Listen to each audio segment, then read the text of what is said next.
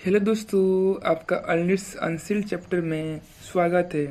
आप सब ने यूट्यूब पर देखा था कि 40 चैप्टर तक आप सब ने कंप्लीट कर चुके हैं। सब बाकी लोग भी वीडियो बना चुके हैं, देख चुके हैं। 41 चैप्टर आप सब ने नहीं देखा है, जो कि आगे आने वाला है, लेकिन मैं उसका नोवेल एक्सप्लेनेशन कर रहा हूँ उसके आने से पहले, फिर रिलीज से पहले। क्या आप सबने देखा था कि जैसे कि फेंगी के साथ जो तीनों पार्टनर थे उनके साथ उसका लड़ाई होता है, और उनको स्वीट एसोसिएशन का एक लड़की आती है और उनको ले जाती है जब फेंगी से उनका लड़ाई होता है। नेक्स्ट उसके बाद जो जो वार जोन एसोसिएशन का जो गलन है ना, उसका फोन आता है फेंगी के फोन पर। उसके बाद मैं उसके बाद का एक्सप्लेनेशन कर रहा हूँ। गलन ने पहले तो फेंगी को कैप्टन फेंग बुलाकर टीच किया। उसने सुना था कि लिंग एसोसिएशन ने उसे भिला दिया है और कहा कि ये उनका स्टाइल है, हाउसेस और बेनिफिट देना। उसने मजाक में ये भी कहा कि अगर नेक्स्ट टाइम वो ओवरसीज ट्रिप के लिए फाइट टिकट भी दे तो वो सरप्राइज नहीं होगी। इस फॉल फेंगी ने अपने 2.7 करोड़ की प्रॉपर्टी डीड को दिखाकर दिल से कहा कि उसे लगता है कि लिंग एसोसिएशन की ये आदत काफ़ी अच्छी है और उन्हें इसे कंटिन्यू करना चाहिए। गलन ने जवाब दिया कि उसे उनकी तरफदारी करने की ज़रूरत नहीं है और वो जानती है कि फेंगी इन मटेरियल थिंग्स की परवाह नहीं करता। पर फिलहाल इससे बेहतर कंपनसेशन नहीं है। उसने एश्योर किया कि जब future QI renewable spirit fruits उग जाएंगे तो लिंग एसोसिएशन उसे एक जरूर देगी। मगर फेंगी तो अपने सिंपल विश पे अड़ेगी था। उसने मन ही मन सोचा कि उसे यह बहुत अच्छा लगता है और उसने सजेस्ट किया कि नेक्स्ट टाइम वो उसे सैन सिटी में एक घर दे ताकि उसकी प्रॉपर्टी पूरे देश में हो जाएगी और वो चप्पल पहनकर डेली रेंट कलेक्ट करने के लिए लाइफ जी सकती है। फिर गलन ने टॉपिक चेंज करते हुए फेंगी से उसका टाइम के बारे में पूछा। उसने बताया कि उसके पास मिलिट्री रीजन का एक इंटरनल मिशन है जो थोड़ा रिस्की है पर रिवार्ड डिसेंट है। उसने फेंगी से कैन सिटी के तियानबाओ बिल्डिंग के बारे में पूछा।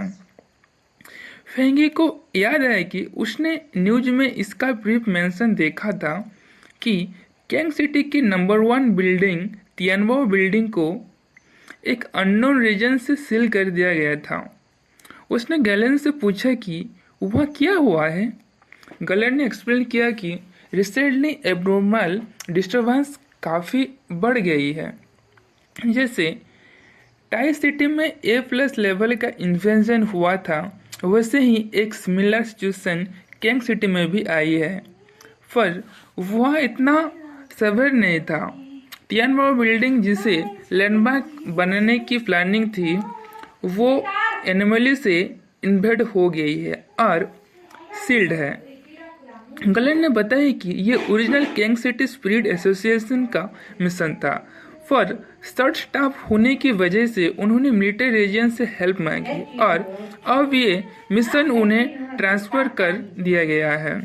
फेंगी ने मिशन की लोकेशन सुनकर उसे मना करना चाहा क्योंकि कैंग सिटी पर काफ़ी दूर थी।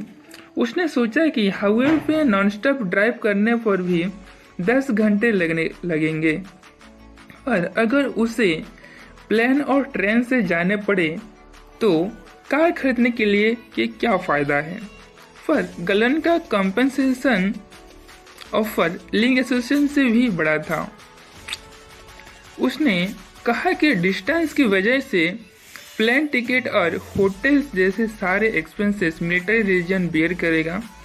वहाँ के खर्चे भी रेम्बर्स हो जाएंगे और मिशन कंप्लीटली होने के बाद 50 लाख कैश मिलेंगे।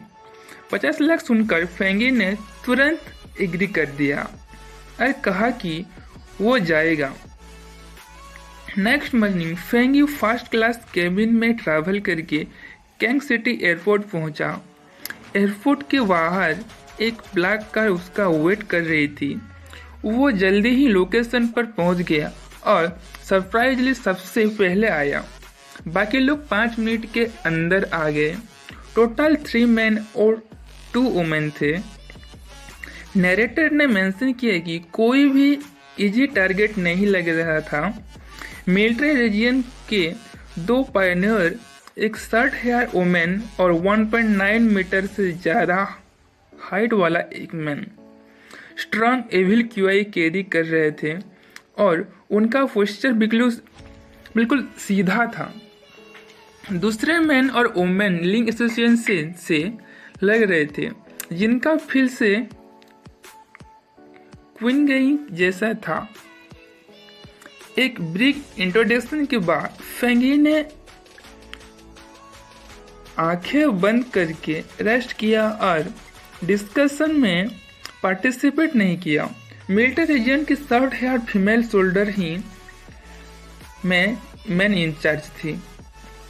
उसने तियानबो बिल्डिंग की सिचुएशन ब्रीफ की, जो फेंगी की इंफॉर्मेशन से ज़्यादा अलग नहीं थी। उसने सबको टीम वर्क की इम्पोर्टेंस समझाई और कहा कि अंदर जाने के बाद सबको एक दूसरे की हेल्प करनी होगी, जिससे सब एग्री हो गए।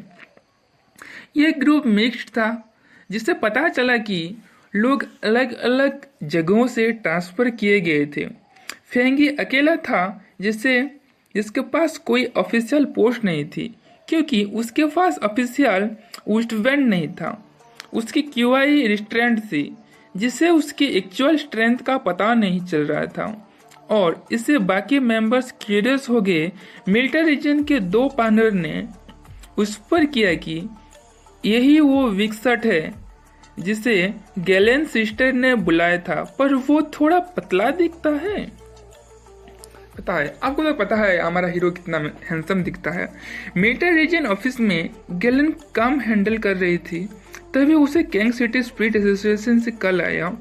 उनका इंचार्ज पैनिक्ड था और बोला था कि टियनबो बिल्डिंग हैज फैलन। उसने बताया कि घोस्ट एक 7 स्टार की एबनॉर्मल अपीयरेंस डिटेक्ट हुआ है और 30 लोग कैजुअलिटी काउंट किए जा चुके हैं। उसने गैलेन से रिक्वेस्ट की कि वो इस मैटर को सीरियसली ले। गैलेन ने एश्योर किया कि वो इस मैटर को लाइटली नहीं लेगी। उसने कॉन्फिडेंस से कहा कि क्योंकि सिलर खुद वहां गया है, गारंटी है कि टियनबो बिल्डिंग के साथ कोई प्रॉब्लम नहीं होगा। कैंग सिटी के इंचार्ज ने कंफ्यूज होकर पूछा कि वो कौन है जो इस मिशन पर है। उसने सोचा कि शायद मिलिट्री रीजन ने कोई स्ट्रांग इंडिविजुअल को भेजा होगा। गैलेन ने कोल्ड वॉइस में जवाब दिया कि जब मिशंस उन्हें हैंड ओवर हो गया है तो ज़्यादा सवाल पूछने, क्योंकि ये मिलिट्री रीजन का रूल है।